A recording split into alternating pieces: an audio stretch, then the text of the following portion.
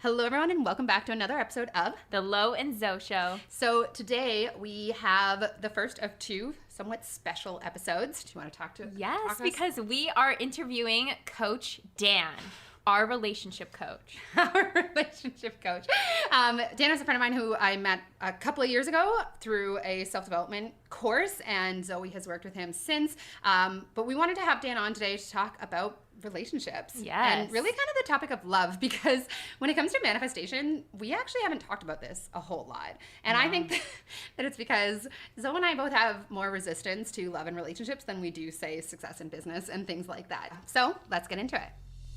I'm Lo. And I'm Zoe, and this is The Lo and Zoe Show.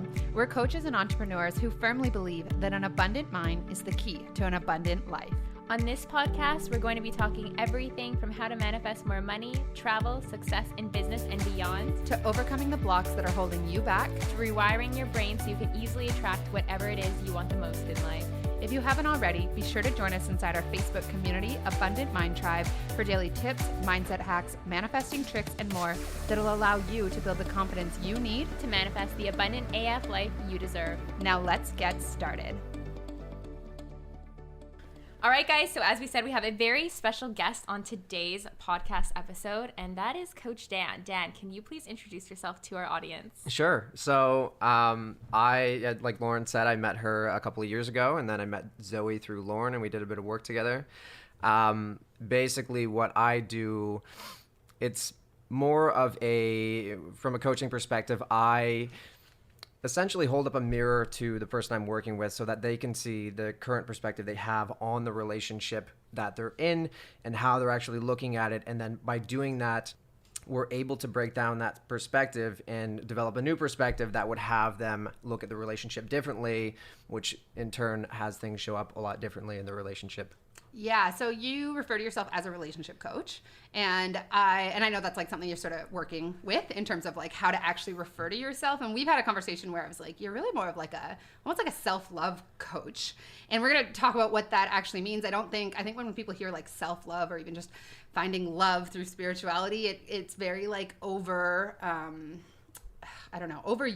and it's like, just love yourself, when in reality what it means to find more love in your life, in your relationships, is really about breaking down fear. And we're going to talk quite a bit about that. But I remember when I met you, you were like 23 or 24, and you're like, I really want to coach people through their relationships. And I was like, what does that mean? Yeah. And what does this like 24-year-old know about it?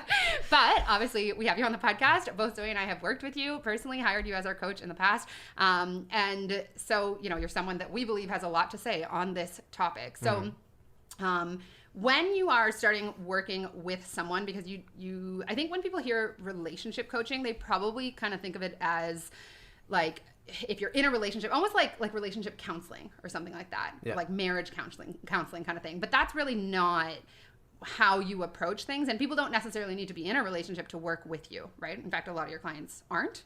Yeah, it's a good mix of the two. I'd say the nice thing about being in a relationship and working with someone who's in one is there's a lot of, it's very tangible. Like I can have a conversation with them. There's a lot of action to take around that. Whereas if you're not in a relationship, it's more so doing the work, going on the dates, applying a lot of the things we talk about. But the relationship gives a very realistic, kind of in the moment idea. Like a mirror. Yeah, it's like, okay, this happened today, or this is something that I'm dealing with right now. And we can kind of break that down and approach it differently versus, hey, I'd like to go on a date tomorrow. I don't really know what's going to happen.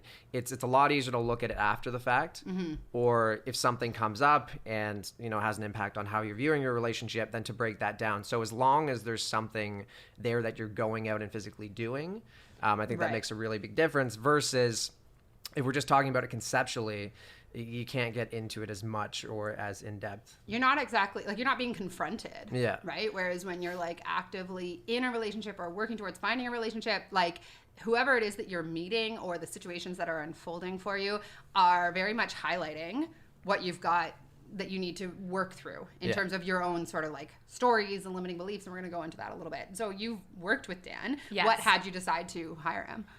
Intuitively. Well, I just knew that I had to, but I was in a relationship with someone, And I just felt like I was being confronted by all of my fears. All of my crazy inner narratives and stories were just being amplified, right? Because of this concept that everyone is your mirror. I was being shown what was hiding in my subconscious that I was not aware of.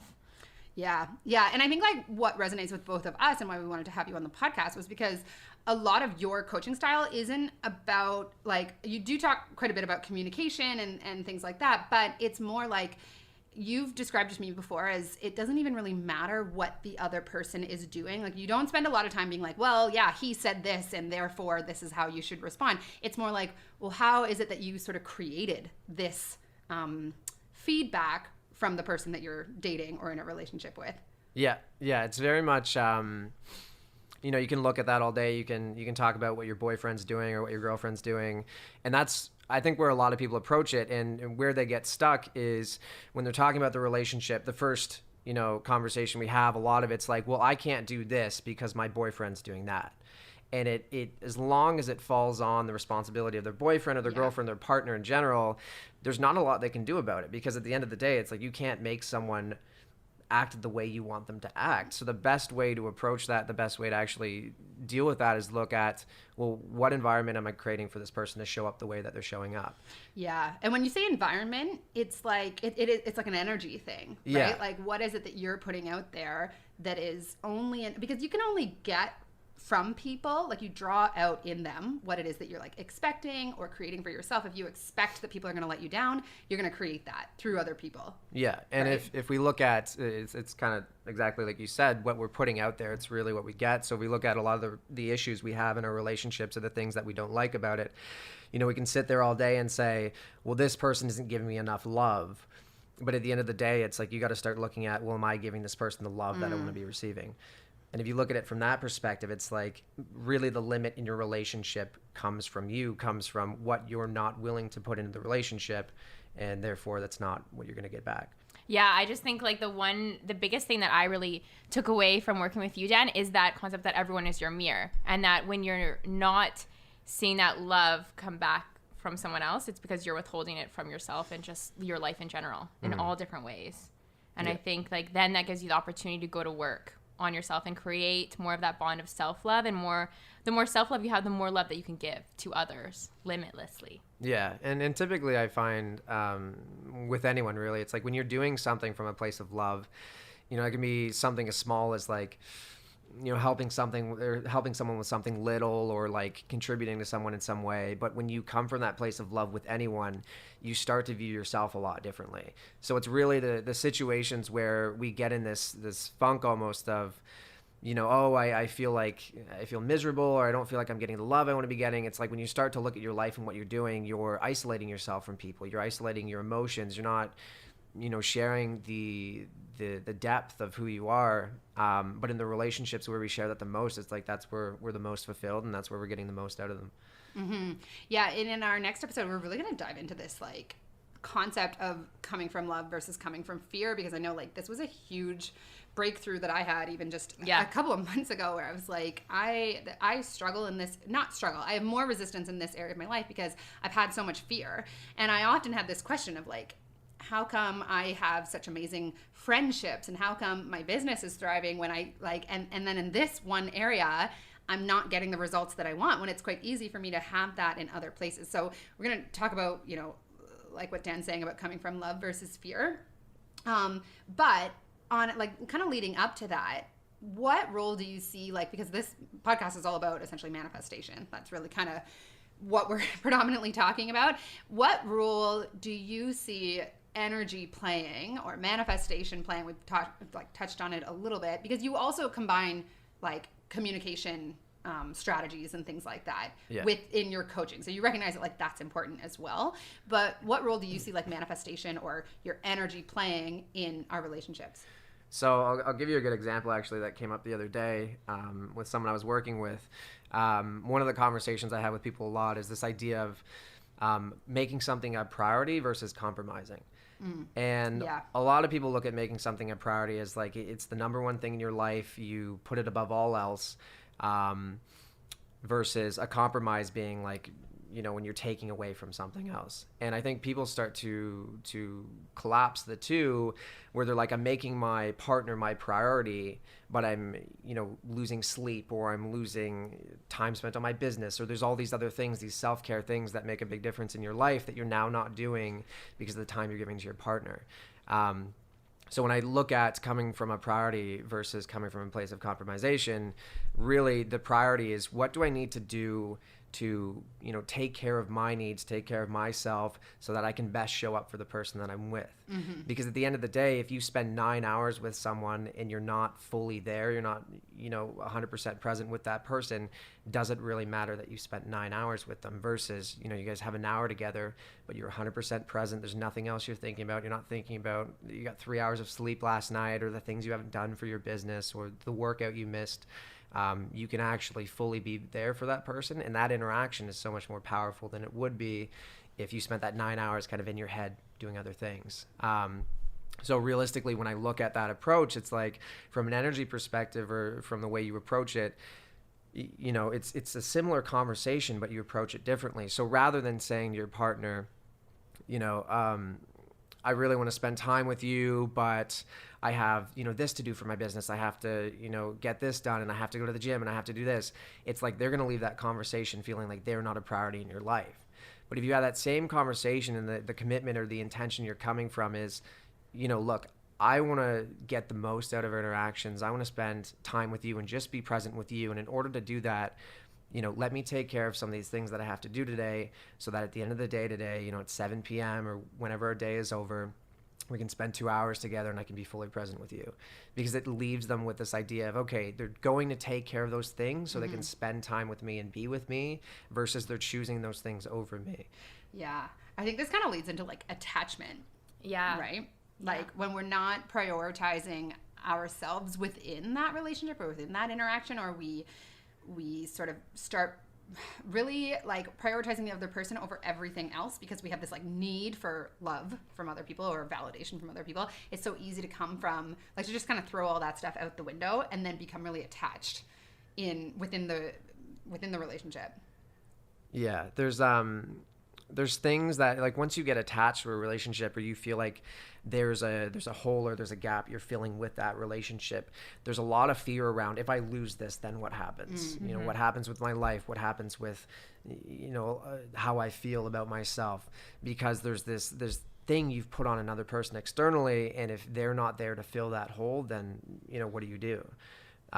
So really, it's like, you don't, as important as this person is for your life, if you make them the pillar of everything and everything revolves around this person, if your relationship's down, your life is down. If your relationship's up, your life is up. But it's very much a roller coaster based on this external force versus, if you're doing the things you need to do to take care of yourself and really feel empowered about the life you're living, and you also make this person a priority, you don't compromise on the things that you're already doing, but you do make them a priority in your life.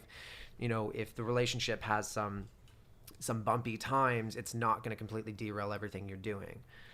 Yeah, I think we can all relate to that.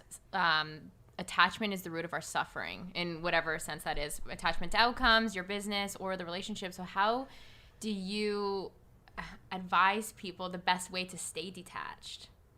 Got it. So it's I think that question kind of answers it. Is the mindset a lot of people have is, how do I best avoid attachment? They really focus on, how do I not do this, or how do I avoid this, or how do I resist this? And the more they're thinking about that, the more it ends up being an issue. But if you start to look at, how can I come from a place of, being an independent person and being someone who does all the things I need to do in my life, but also support this person and be there for them 100%.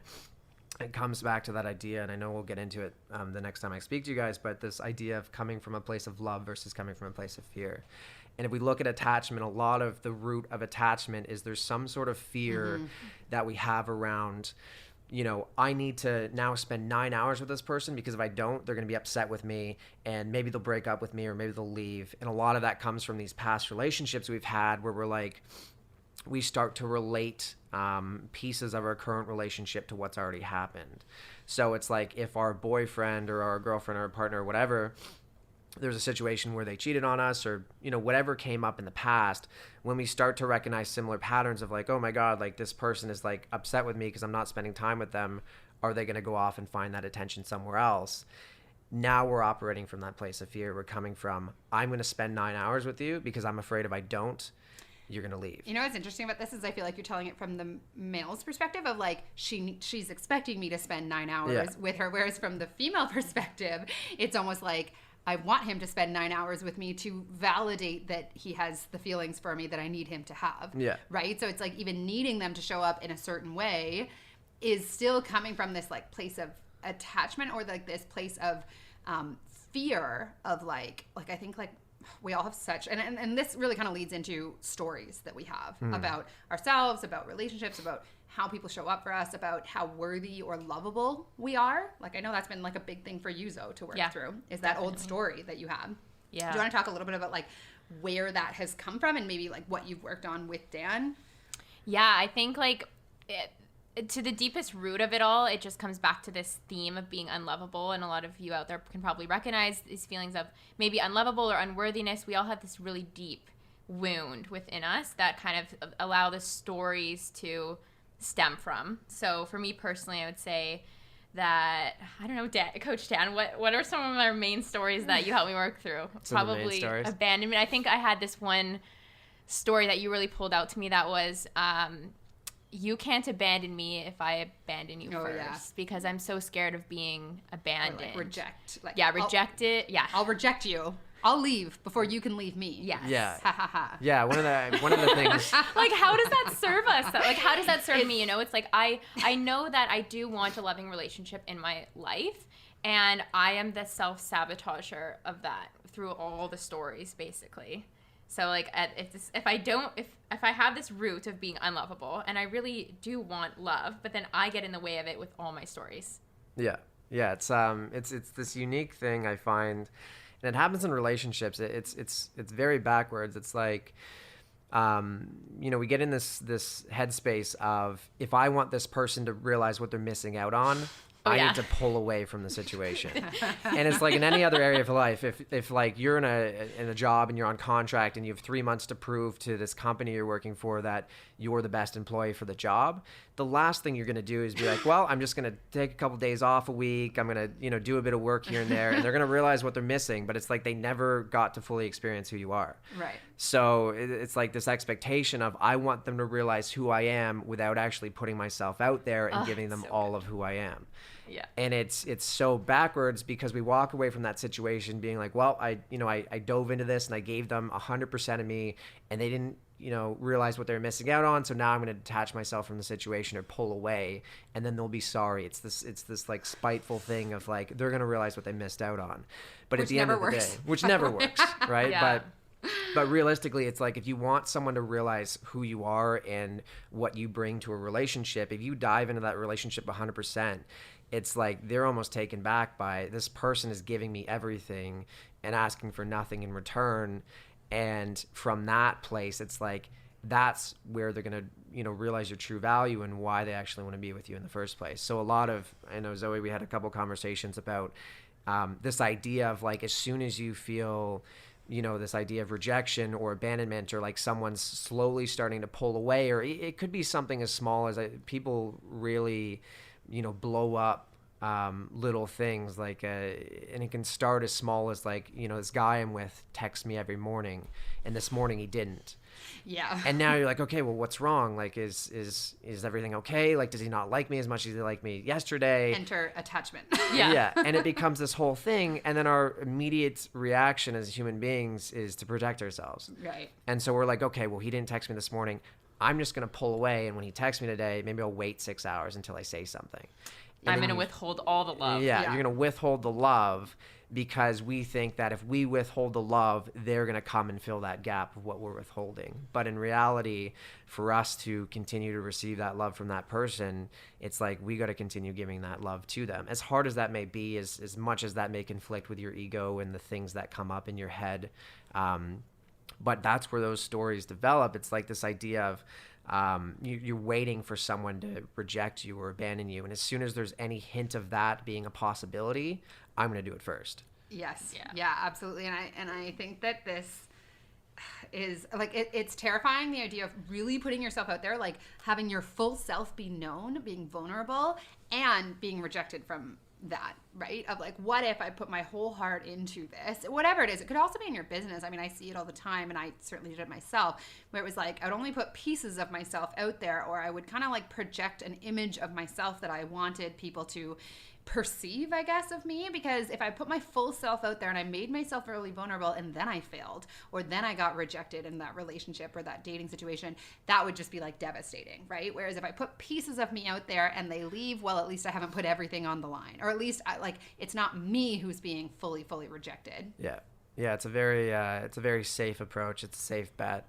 but the downside of that is they never really experience who you are. So it's like, and a lot of that comes from, we've had these past relationships where it's like, well, when I was 14 or when I was 16, I was dating this person, I put myself out there, and then it wasn't enough for them, or they left. And that's where the story is really developed, is like, we have a relationship that ends in a way we don't want it to end. And rather than just looking at it for what it is, of like, hey, you know what, this just didn't work out. This wasn't meant to be the relationship. It didn't have to have anything to do with me. Yeah. Right? That's what we make it mean, something about us. Yeah. That's it becomes this whole thing of like, look, at the end of the day, what happened is, this relationship just didn't work out. But we go into this whole cycle of like, well, it didn't work out because I wasn't good enough for him, or I wasn't good enough for her. And like, they didn't think that like I could provide for them what they were looking for in a relationship. Wasn't pretty enough. We go in this whole downward spiral, and we already have these stories that we just start to solidify. If I think fundamentally that I'm unattractive, right, regardless of what happens in a relationship, I will always point back to that. So if that person leaves, or they're like, hey, you know what, I'm going to break up with you, it's like, they broke up with me because I'm unattractive. Yes. Yeah, I think like this is such a good topic of like, we can only perceive things through our lens, or the lenses that we have about ourselves. So if you have stories from the past about being unlovable, being unattractive, or like, I mean, I've heard stories, the same story from quite a few people, which is like, I'm just never the one for anybody else. Like, I never seem to be the one. Like, you only know how to perceive these events or these unfoldings from other people through those stories. Like, it's like you categorize them into like, look, this is more evidence for that story that I have, that I'm unlovable, or I'm unworthy of the relationship or the love that I want. Right? Yeah, and our wounds, they thrive off of that evidence. They just love the evidence, and then the ego is so happy because it gets to throw up all the walls and say, okay, we're building a fort now, no one's allowed in, and we're going to stay in the comfort zone. Well, and then I think we have this expectation. We put up all these walls, and we're like, I'm just waiting for the person who's going to swim across the moat, smash these down. Yeah, exactly. We're like, and so we enter into relationships. I mean, I definitely see I've certainly done this in the past, and I see women especially doing it, but men as well, where it's like, now we're looking for this one person who, even though we have all these walls up, they're going to take it upon themselves to prove their love to me, to prove that I'm enough, because I need to be convinced of it. And if you're not doing that, then I'm going to, reject you. It's like we set up all these rules, right? Like rules to like give and receive love. Right. These conditions. Yeah. It's all conditional rather than being unconditional. Yeah, it's very conditional. And even if even if we find the guy, or we find the girl that climbs over that wall or breaks that wall down, it's like, well, I don't know if I like how he did it. Yeah. It's like, well, why is he so available? Yeah. It's this weird scenario where it's like, if he doesn't break down that wall, it's like, well, he wasn't meant to be, and like, I'm glad I didn't put myself out there. And if he does, it's like, whoa, like, this guy's way too available. Like, why is he doing this? Like, why would he actually put up a fight for me when I'm sitting there putting up all these walls? And then that becomes an issue.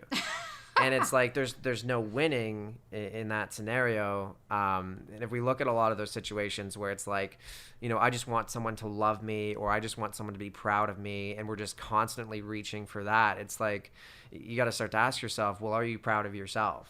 Why do you need that so badly from other people? Why are you looking for that from someone else? It's like, when you can love yourself and who you are fundamentally, you don't need that from anyone.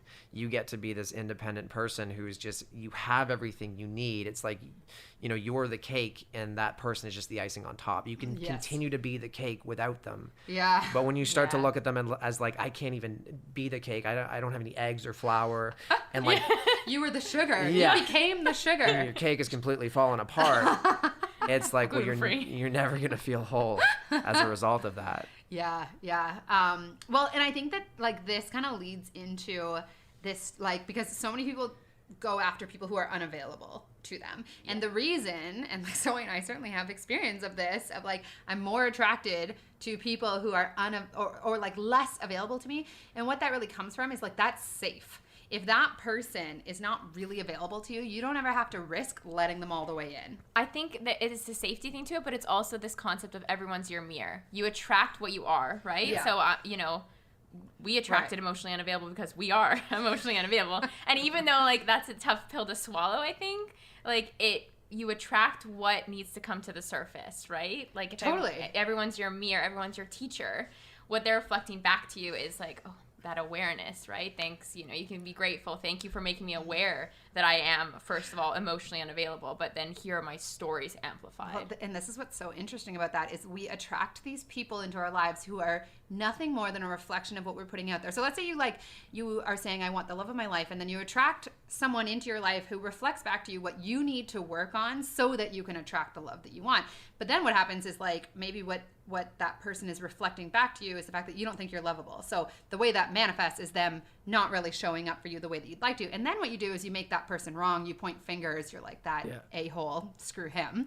When in reality, all he was or she was like the vessel the universe used to mirror that back to you so that you can go to, we should be so freaking grateful for these people. Right. And like, this is what I think is really interesting about what you do, Dan, and why I've recommended you to a lot of people is that you don't put, like, you have your clients take full responsibility. And I know that when I go to you with some issue I'm experiencing or something that I'm experiencing with maybe someone that I'm dating, you don't spend long being like, yeah, Lauren, like you don't spend long validating me in my stories about this other person and what they're doing. You're very quick to be like, all right, well, what were you putting out there to have this happen? And I'm like, damn it, Dan, just like validate me for 1 second. It's so good though, because it gets us to take so much responsibility for our lives. And like, that's why I love working with you, Dan, is because you're just like, to the point. Like the ego wants that validation of you being like, yeah, you're right, he was being an a-hole. Yeah. But that doesn't serve the other person. So maybe you could talk a little bit about like taking full responsibility, because no one else is able to treat you in a way that you're not welcoming in. Like everything in your life is a projection of you. So when you take full responsibility for any area of your life, but especially in relationships, that's where you gain all the power. And that's really where you go to work with people. Yeah, it's very like, I look, at the end of the day, whoever I'm talking to, I want them to feel heard. And I want them to get that I get, where they're coming from and the issue that they have. So it's like, you have to have someone leaving the conversation feeling like, Dan really heard me out. Like he really heard what the issue was. Because until you hear that, you can't give someone some sort of, pathway to take.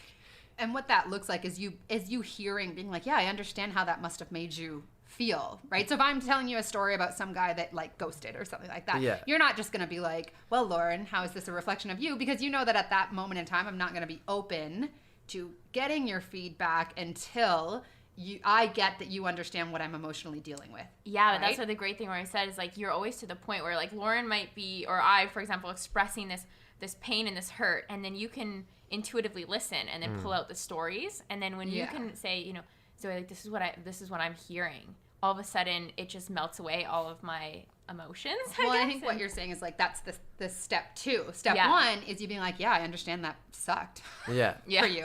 Now we can go to work. Yeah. That's like... Yeah, sometimes it's like someone just wants to hear you say, that really sucks. Like, it really sucks that happened to you. Yeah. Because we're so quick to jump to, well, did you try this? Or like some sort of advice or some sort of like, why don't you look at it differently?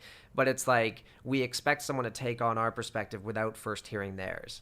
And as long as we're not willing to hear their perspective, it's like, well, they're not going to be willing to hear ours because they're still waiting for us to listen to what they're actually saying. Yes. And if you can hear the things they're saying that they're not saying, which is, there's a lot of situations where it's like, I'm upset with, I think an easy example to use is like, I'm upset with my boyfriend because before I left for work, I told him, I asked him to do the dishes. He said he would. And then when I came back, they were still there. And it's like, you can get attached to the idea of like, oh, you're just upset because your boyfriend didn't do the dishes. It's not a big deal. But it's never that physical thing. It's never that your boyfriend didn't do the dishes. It's like you have this experience of like, you lean on your boyfriend, you ask him to do something, and he says he'll do it, and then at the end of the day he doesn't. It's like, is he even listening to me? And it's that piece, like hearing that from someone, from what they're saying, is like, wow, like they really get, or Dan really gets what the thing is that's making me upset in the first place. Right. And once you can get that, then you can start to look at, the situation as a whole. And I think a lot of that is just breaking down how you're looking at it, because again, it does come from that place of, whatever story you've created or whatever you're trying to reinforce. And it's a lot of why when I'm working with people, one of the rules I have is you're not allowed to go to your friends and talk about your boyfriend or your girlfriend anymore. Yeah. Because what we love to do is we go to our closest group of friends and we say, you'll never guess what happened today. I woke up and my partner was doing this and like it really pissed me off. He's like such an asshole. Or she's been like, so terrible to me. And then your friends, of course, they want to be there. They want to support you. And their way of doing that is to validate everything you're saying. Yeah. So it's like, wow, that sounds terrible. Like, I can't believe they do that. And then it becomes this whole snowball effect of like, you now have this validation of this is how this person is or who this person is for you. And it starts to warp your image of how they show up. Yes. So you no longer see them as that supportive person that's in a loving relationship with you. You start to see them as the person that's, not valuing the things that you value. But also, what you focus on expands. So the more you like tell that old story of, and like allow it to gain momentum because you're talking to your girlfriends or whatever, the more you're just going to keep getting that. Like whatever it is that you're focusing on in that other person, they can only show up for you that way. Yeah. Right? So in like continuing to create them that way for anyone who will listen, which the ego loves, you can't really get you're like expecting that you shouldn't have to change your expectation of someone in order for them to change. Yeah. It's like, I'm going to keep complaining about you, but I need you to change so that I can stop complaining. Yeah. Stop complaining and that person will show up differently. Yeah. The one thing you mentioned a bit earlier, before I went off on a bit of a tangent, was this idea of, when something shows up in a relationship, it being the mirror. And I think the fundamental thing for that is this idea of triggers, of things that trigger us. And we often look at them as like, well, this person said something and it really triggered me today. And it's a very externally focused thing of like, they're responsible for triggering me.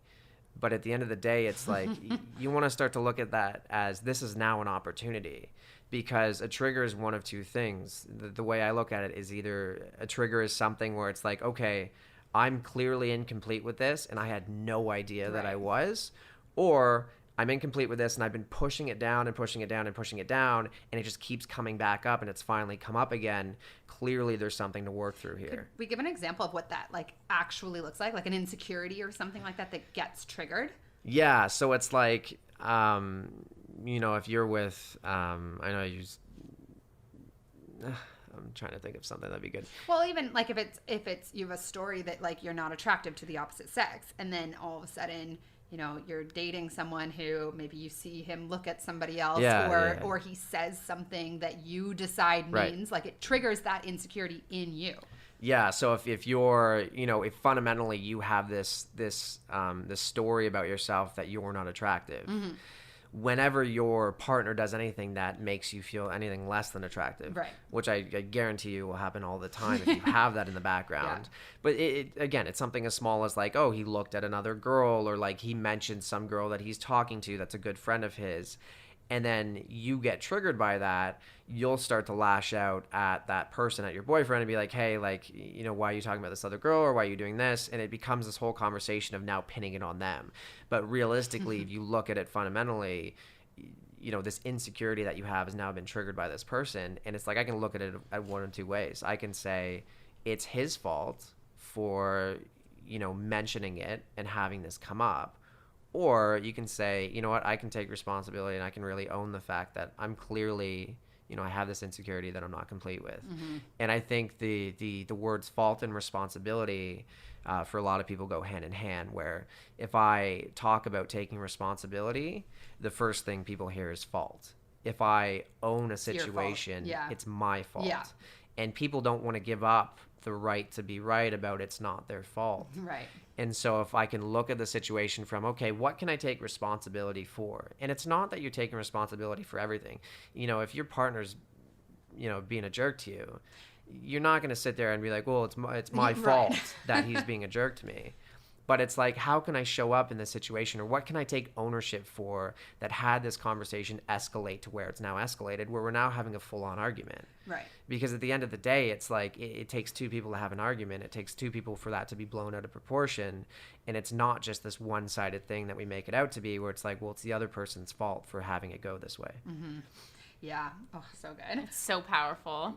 So how do you recommend people, once they know these stories, know these narratives, and they do get triggered, how do you begin to heal that? And honestly, I think we're always uncovering more stories. Yeah. So it's not like all of a sudden you're like, oh, I know all my stories and now I'm done. Zoe and I, like, still all the time, especially through talking to Dan, is like, oh, I had this story. I didn't even know it was there. And like, so I don't think it ever completely ends. But once you become aware of a story. Yes, but what could be a step that anyone listening who can recognize, oh yeah, what Dan just said, that exists within me? Yeah. How can they begin to change? So it's really, and I know I've mentioned this to you, Zoe, because we talk a lot about changing or fixing or making something better. Yes. It's really about letting go. So it's some of these stories will never go away. You know, if you don't fundamentally think you're attractive, you may never believe that you're attractive. Right. Yeah. But how much are you going to let that run your life? Right? So it's like these stories are going to continue to come up, but how you deal with them will be the thing that shifts. And it's really letting go of the perspective you have in that moment, where if that's triggered in you, you can take the same route you've always taken, where you can stomp your feet and you can get upset with the person and you can storm off and then you guys reconcile later, but you've never actually dealt with the issue at hand. Mm-hmm. That will continue to come up, and it will continue to derail your relationship to the point where one of those stories, one of those days, one of those arguments is going to be the end. It's going to be the last straw for you, or it's going to be the last straw for them, where they're like, I can't do this anymore. Right. Versus if you can start to acknowledge it, like as soon as you get in that conversation, you can recognize it, be like, oh my God, that it's coming up again, this idea that I'm not attractive. He never said he never said I'm unattractive. All he said was like, wow, those, you know, all he said was like, hey, I had a really fun time with my friend Zoe today. And then you're like, oh, well, why'd you spend the day with Zoe? Do you think she's attractive? Like, what's going on there? Are you guys going to start dating? And it becomes this whole spiral. And then that leads into, he must not think I'm attractive because he spent the day with Zoe. Right. He thinks other women are more attractive. He thinks other women are more attractive. But if you can just, you know, bite that when it comes up and be like, okay, I'm getting in my head again about this. All he said was I spent the day with Zoe. Yeah. And that was it. It doesn't mean anything about us. It doesn't mean anything about our relationship. At the end of the day, he came back to me and we're continuing a relationship. Right. Yeah. Then you start to recognize it and you don't have to go down that route. And that's a completely different pathway now, where it's like, rather than having a full-blown argument about, you know, your boyfriend spending the day with Zoe, you're not like, wow, you know, what'd you guys do today? Like, so how was your day? Who are you hanging out with? Jeez. Just me, actually. Yeah.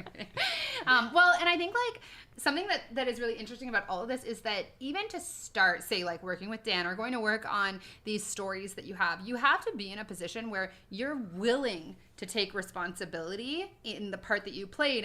And you know, talked about how,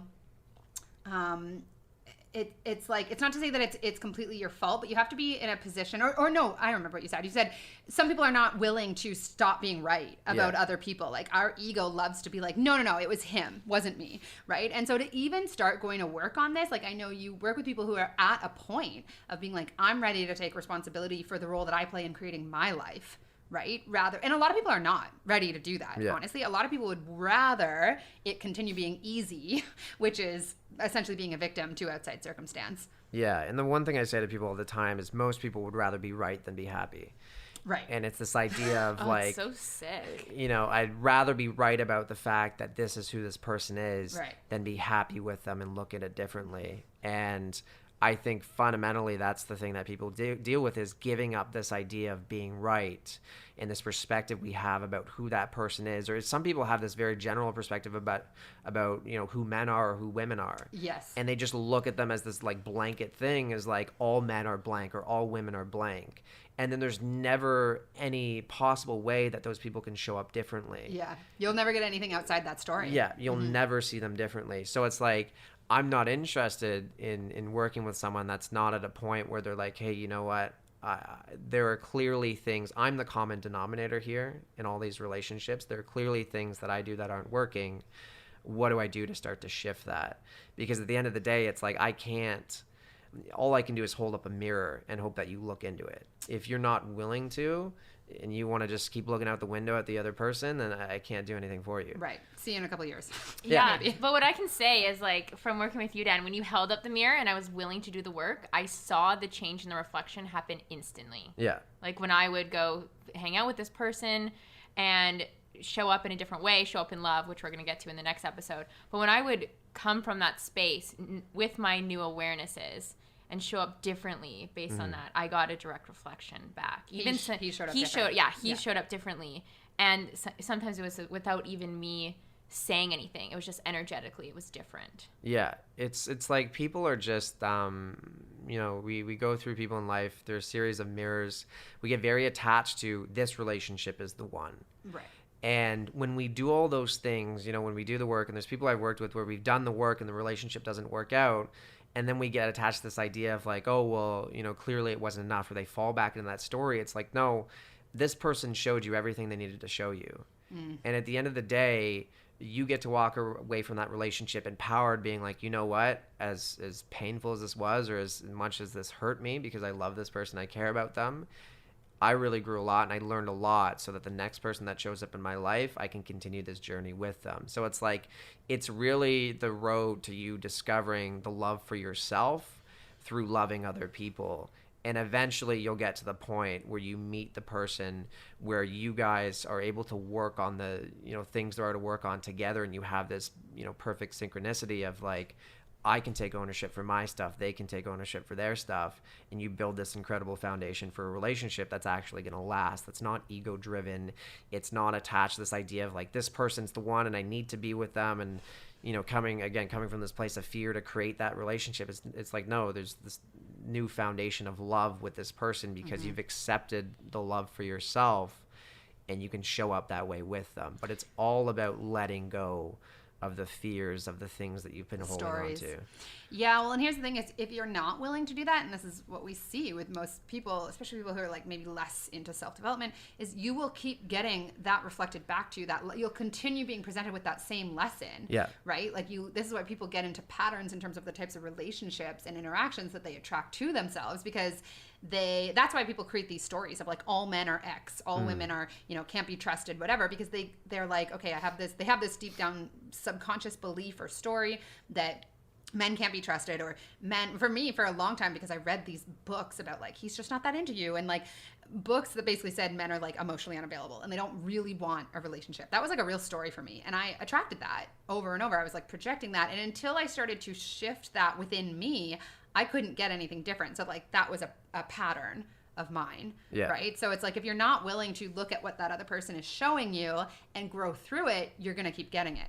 Yeah, the teachers will keep appearing in the same in different way. forms. Yeah, and one thing I want to say, Dan, you had this analogy of like going down the river when it comes to these lessons. Like, you're like, you could take your canoe out and go walk away from, the flow of this and your lessons if you're just going to show up in fear, or it's going to come back. Dan's the analogy king. Yeah. The one conversation I had with Zoe, we talked about this idea of like, life is really, people talk about going with the flow. And it's this whole thing of like, well, I want to go with the flow, or I want to make sure that in life I'm going with the flow. It's like, well, we always are. It's how we travel with that flow that makes a difference. So the analogy I use with Zoe is, we can spend our lives going down the river, and every time we hit rapids, we can pick our boat up, we can take it to the side, and we can walk it down until the rapids are done and throw it back in the water. But those rapids are going to keep coming up.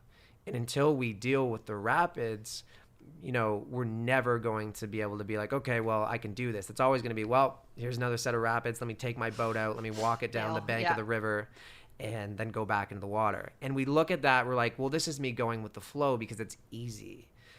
I'm going with the flow because this feels like the easy thing to do and it makes sense. But at the end of the day, that 3 hours that it takes you to walk down the side of the river, you could have gone through the rapids in 15 minutes. Yeah, if you just looked at your fears. Yeah, so if you can really start to attack that and approach that, and that's really where it comes back to. It's not that these issues won't ever come up again. It's how long am I going to sit on them? How long is this going to impact my life, my relationships, everything in my life before I do something about it? And that's the idea of like really tackling the rapids, because the first time you go through them, it's going to be a shit show. It's going to be hard to navigate.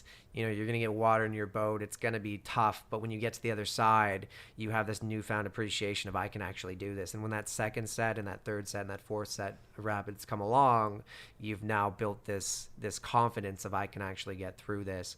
And where it would have taken you 30 minutes the first time, now it's taking you 15, now it's taking you 5. So where that translates in real life is like, where there's an issue that you would have sat on for a month or a year where you hold this grudge, or years, where you hold this grudge, or you hold this belief that I need to be right about this, about how life is or who this person is.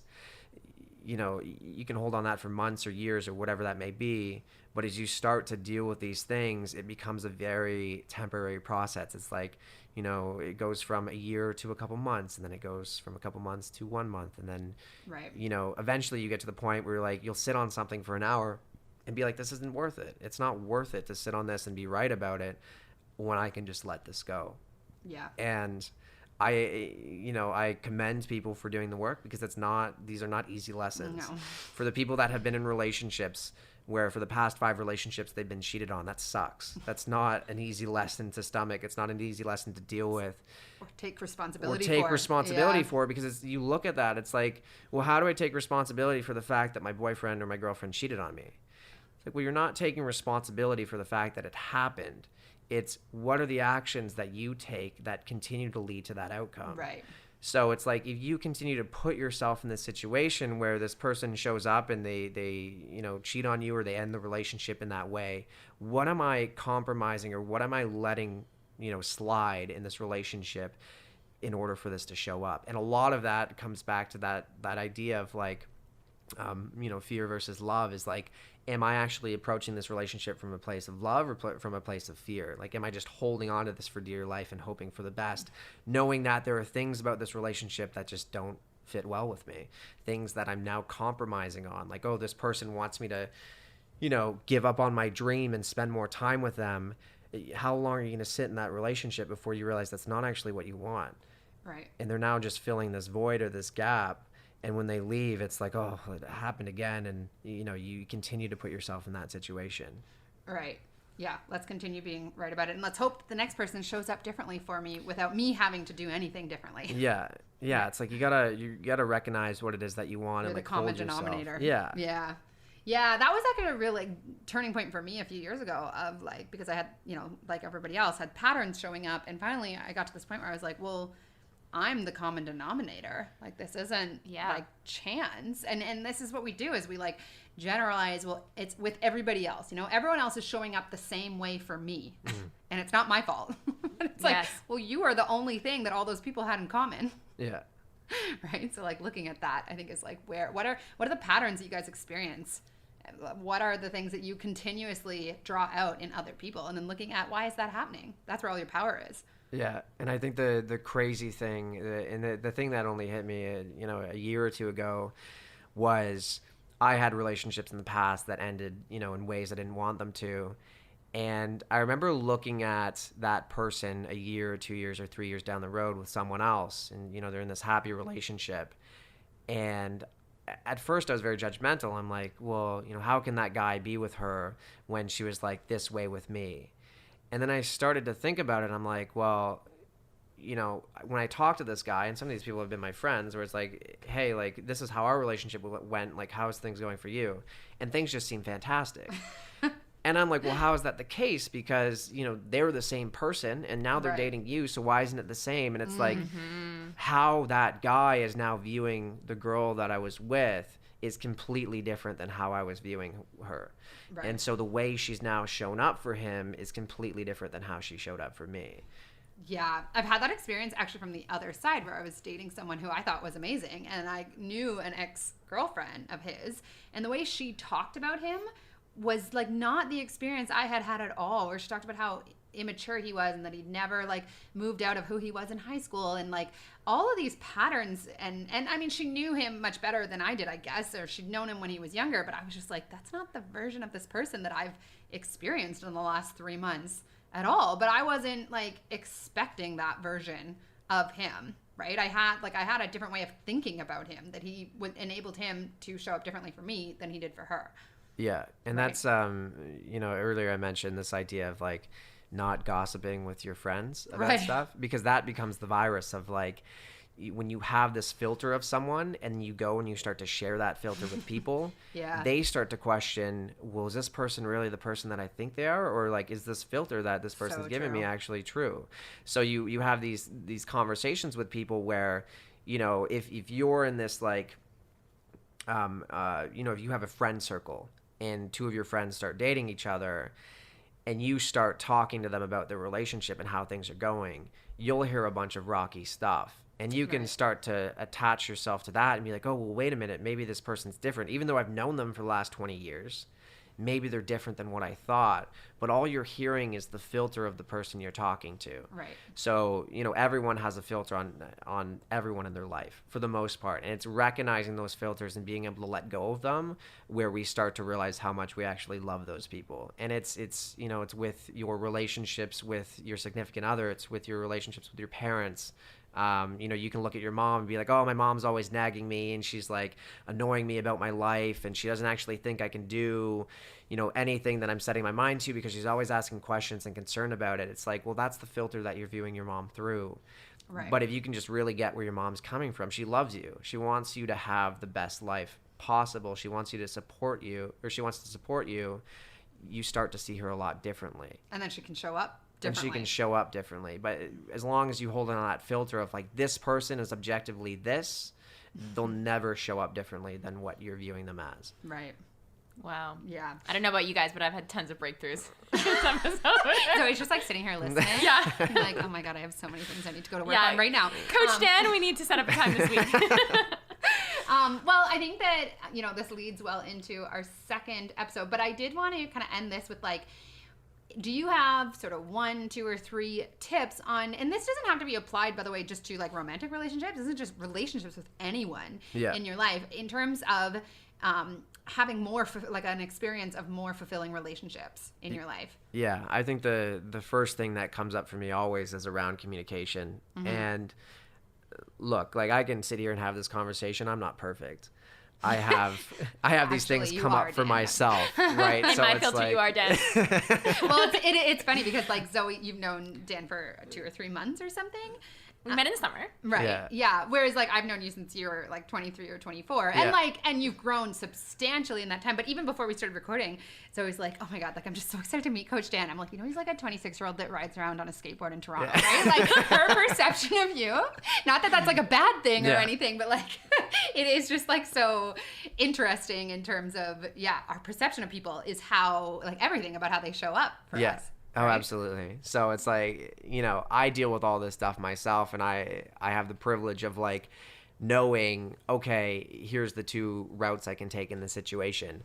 I don't always take the right route. Sometimes I sit there and I'm like, you know what? I'm going to spend the day being right about this. We all have egos. Oh, yeah, absolutely. Right? So it's like, I will say, though, like, since I've known you, because I used to joke with, like, Dan 1.0 versus Dan 2.0. You graduated to, like, Dan 10.0. But you are very quick to, like, you might have a reaction. You're like, Lauren, you're the one person I let myself to complain to about things. I'm like, great. Awesome. Thanks. Just kidding. But you are so quick to turn it around and be like, all right, how was I creating this? Right? Like, and I've acknowledged you for that before. You're really quick. Like, we all have egos that react to things. It's like, how quickly can you take responsibility for that? Yeah. Right? Yeah. You start to make unwritten rules for yourself where you're like, I'm only going to, I'll give myself an hour to sit on this and then I'm going to get over it. So a lot of our conversations, Lauren, is like I'll send you a voice clip and like complain for 5 minutes, and then an hour later I send you another one. I'm like, okay, I'm Never taking mind. ownership Don't for this. listen to it. Yeah, Yeah. don't bother listening to it. It's irrelevant now. It was only relevant an hour ago when I was in it. But you're just such a different person from when I met you a few years ago. Like, you've really gone to work on yourself. Oh, yeah. In terms of like not staying in those stories for days and days at a time. Yeah. Right? Yeah, absolutely. So so communication. Yeah. One. So around communication is always listening to what the person is saying, but not just guessing that, okay, well, I think I've listened, so now I'm going to respond. It's like, get that person to the point where they're like, oh, wow, you really got it.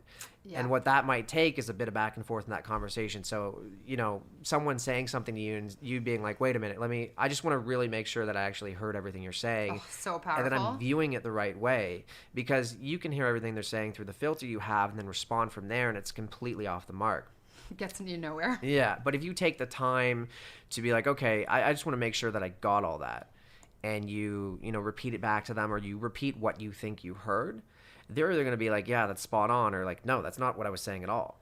But now you have the opportunity to really get them to be like, okay, well, can you repeat that one part? Because I don't think that really stuck with me. I don't think I really got that. By the way, you guys, this is such a great communication. Like, if you are having some sort of argument with anyone in your life, like if I was like, Dan, you were an asshole to me last week, or like we had a thing once where you like bailed on my birthday party. Yeah. And I was like so angry about it. And I went to you and you were just so like, okay, let me like break this down and understand why you're upset about this. Yeah. And you did. And then we like moved on. And I was ready like 2 years ago to be like, I'm not friends with you anymore.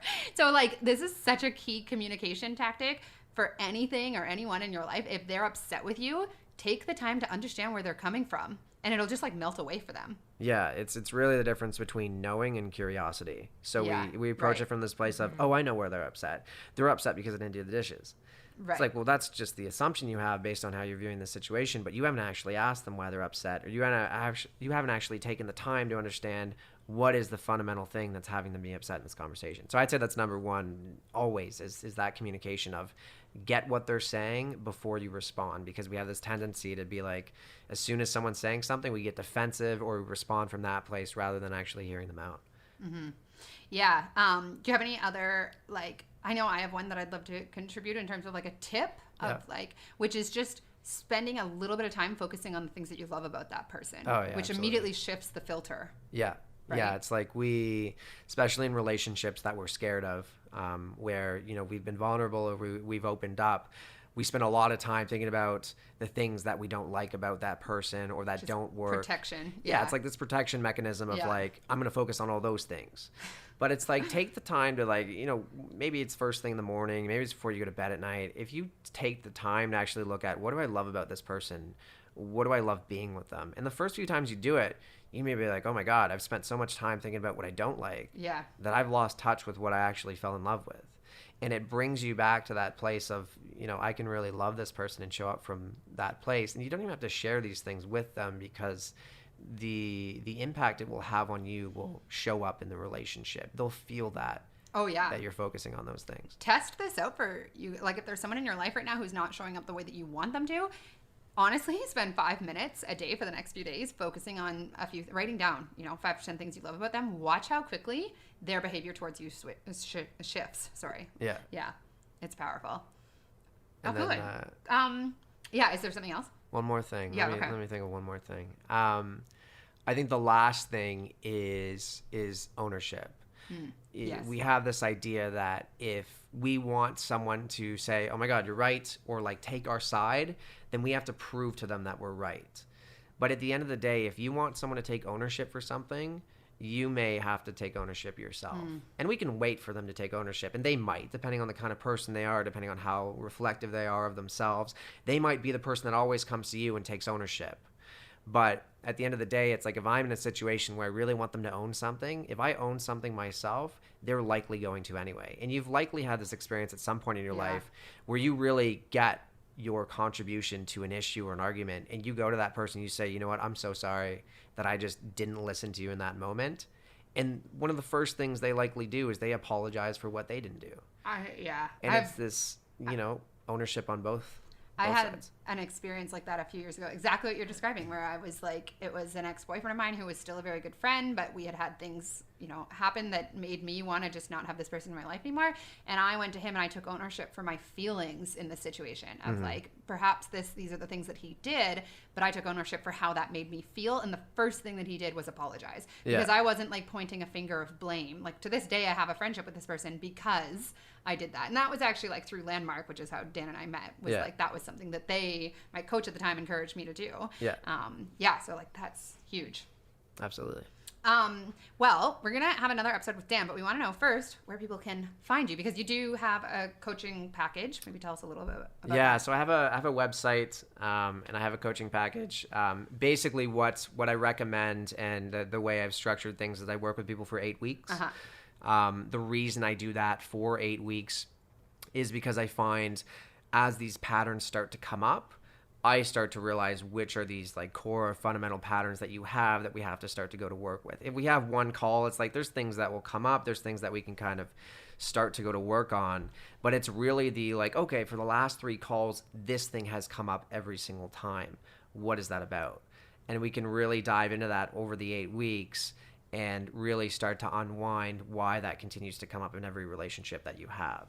So the website that I have kind of lays everything out in terms of what that looks like, the logistics of it, how we spend our time together on a week-to-week basis, and really how we accomplish getting you to that point of like, I am coming from this place of love with my relationship rather than focusing on all the stories and all the fears that I have.